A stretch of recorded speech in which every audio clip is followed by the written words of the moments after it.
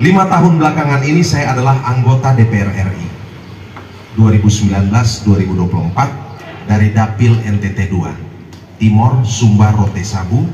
Saya mewakili 12 kabupaten kota, dan 2024 kemarin saya diajukan kembali menjadi caleg untuk periode kedua, dan syukur puji Tuhan, terima kasih kepada rakyat NTT, saya kemudian terpilih lagi menjadi anggota DPR RI periode kedua untuk periode 2024-2029. Sedia kala rencananya saya akan dilantik tanggal 1 Oktober. Itu berarti 24 hari ke depan harusnya saya dilantik di Senayan, Jakarta, menjadi anggota DPR RI lagi. Tetapi kemudian jalan hidup saya, langkah politik saya harus berubah total. Saya harus meletakkan jabatan yang sudah saya perjuangkan, yang sudah saya dapatkan dengan keringat, dengan peluh, dengan perjuangan. Ibarat sudah mendapatkan burung dalam genggaman, burung itu harus saya lepaskan, dan hari ini saya harus berjuang mengejar burung yang masih ada di udara. Mungkin banyak orang berpikir, kok berani sekali Ansi Lema, kenapa tidak mengambil keputusan yang pasti-pasti saja? Toh sudah jadi DPR RI, kalau kerja baik mungkin akan bisa jadi DPR lagi, periode ketiga, periode keempat, bahkan periode kelima, seperti saya punya kakak FT ini, Veritaso, kan begitu. Saya beberapa bulan lalu, sekitar bulan Mei awal itu, dipanggil Sekjen PDI Perjuangan, Pak Hasto Kristianto. Dalam pertemuan itu Pak Hasto memberi sinyal ke saya, Ansi, kamu siap-siap, PDI akan ajukan kamu sebagai calon gubernur NTT.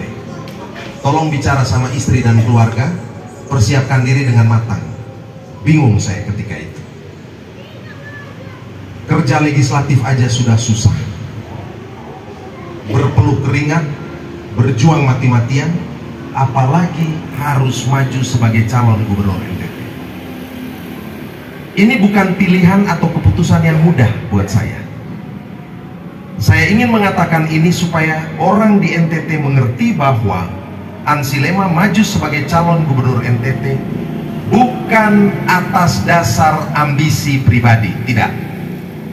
Bukan atas ambisi pribadi. Saya menerima tugas ini karena ini adalah sebuah tanggung jawab, sebuah penugasan. Dan kemudian setelah merenung, berkontemplasi, bahkan berdoa dan bersiarah sampai ke Roma Vatikan, ke Lourdes, saya kemudian memutuskan untuk maju sebagai calon gubernur NTT. Di beberapa billboard, di beberapa baliho dan tagline saya sering menulis Beta Cinta NTT. Inilah sesungguhnya dasar dari keputusan saya. Di kata kunci cinta. Karena cinta NTT, maka saya harus meninggalkan zona nyaman saya sebagai anggota DPR RI, meninggalkan Jakarta, di mana saya sudah tinggal di sana selama 30 tahun. Saya harus meninggalkan Senayan, meninggalkan kenyamanan Jakarta, harus kembali pulang ke NTT. Dan sebelum kembali pulang ke NTT, harus berjuang bersama teman-teman PDI, teman-teman Hanura, teman-teman Partai Buruh, dan juga Partai Bulan Bintang. Dasarnya adalah cinta. Kalau cinta berarti ada keikhlasan memberi, ada ketulusan untuk melayani. Jadi tema dari politik seorang Ansi Lema adalah memberi diri untuk rakyat NTT. Sedikit saya singgung singkat saja, ada dua sosok yang saya bertemu, tentu bukan kebetulan menurut saya. Dalam permenungan dan kontemplasi saya, itu saya bertemu dengan Pater Paulus Budi Kleden SPD, yang hari ini menjadi Uskup Agung ND. Saya pada saat itu sekitar minggu ketiga bulan Mei pergi ke Roma bersama istri saya untuk berziarah pergi ke Vatikan. Sebagai seorang Katolik, saya ingin tanya ke Tuhan, Tuhan mau apa dalam hidup saya? Saya datang ke sana membawa 3 wujud. Terima kasih, 5 tahun saya kerja baik, berjalan baik dan lancar. Kedua, terima kasih, saya terpilih lagi menjadi anggota DPR RI. Dan yang ketiga, tanya, Tuhan maunya apa? Saya tinggal di Generalat, di rumah pusat SVD Dunia, bersama Pater Paul Budi Kleden, dan puluhan pastor dari seluruh dunia, dan suster SSPS. Setiap pagi kami bangun, makan pagi bersama, siang kami siarah, malam ketemu Pater Budi. Tanggal 24 Mei, saya dan istri dan beberapa pastor ngobrol bersama Pater Budi Kleden.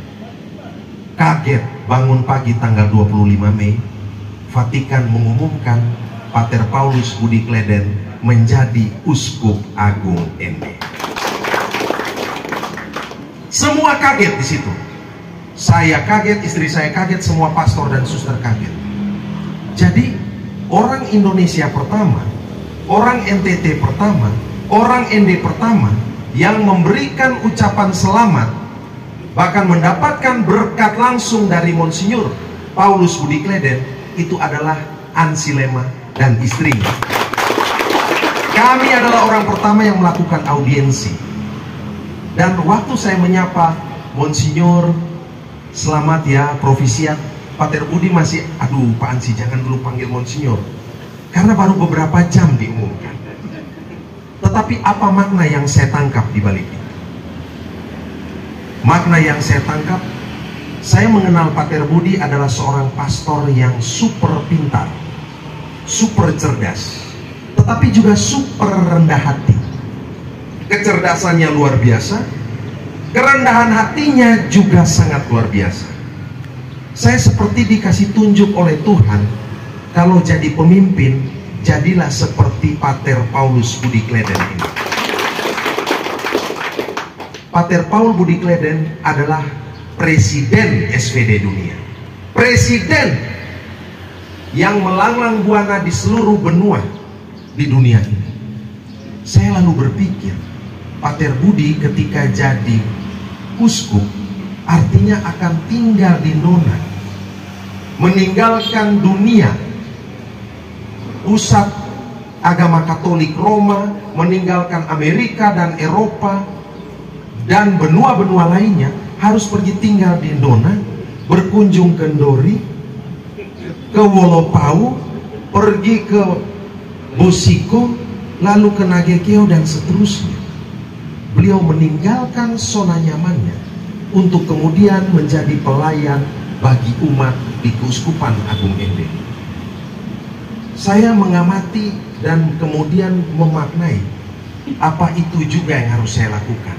Meninggalkan gemerlapnya ibu kota Jakarta dan kemudian harus kembali ke Kupang, berkeliling dari Alor, Lembata, Sumba Timur, Sumba Barataya, Rote Sabu, dan seluruh NTT ini. Tidak sampai di situ, sebelum ke sana saya itu 10 hari sebelum di Vatikan di Roma, saya bersurat ke Kepausan. Intinya mohon bisa beraudiensi langsung dengan Paus Fransiskus. Waktu saya ketemu Pater Markus Solo Kewuta yang bekerja di Kuria Vatikan, Pater Markus geleng-geleng kepala, Pak Ansi, orang kalau mau ketemu Paus tuh 2 tahun sebelumnya tulis surat. Setahun lah. Ini ada yang tulis 6 bulan gak dapat Pak Ansi. Ya tapi cobalah. Saya kemudian mengisi waktu bersama istri pergi ke Lourdes, berdoa di sana. Mohon maaf ya, saya omong agak sedikit spiritual. Saya harus ceritakan ini karena itu yang menjadi dasar saya putuskan untuk maju. Pergi ke Lourdes berdua sama istri sama seorang pastor orang Batak, Pater Markus Situmorang. Kami berdoa 3 hari. Saya itu dalam kondisi galau. Aduh, ngapain sih jadi gubernur? Bener, jadi bukan Ansi-Lema ini ambisi. Ngapain? Jadi DPR aja udah enak gitu. Profesi paling enak di Indonesia menurut saya itu DPR RI.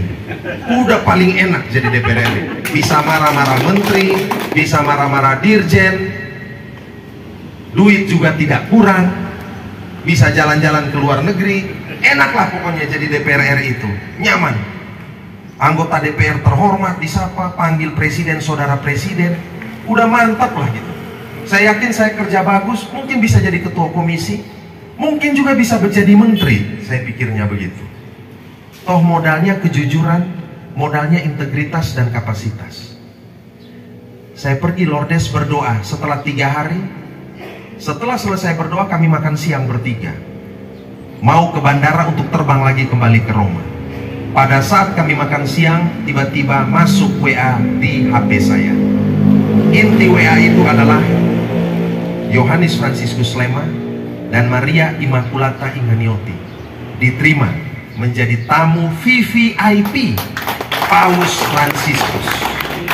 Kami menangis. Kami menangis. Sebagai seorang Katolik, saya tidak layak bertemu Paus. Saya tidak melakukan lobi apa-apa.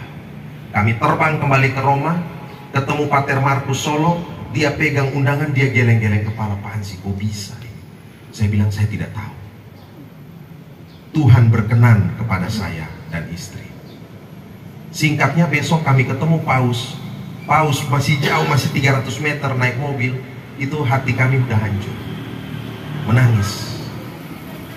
50 meter seperti itu. Dan akhirnya Paus itu berada bicara 5 menit tidak lama bersama saya dan istri.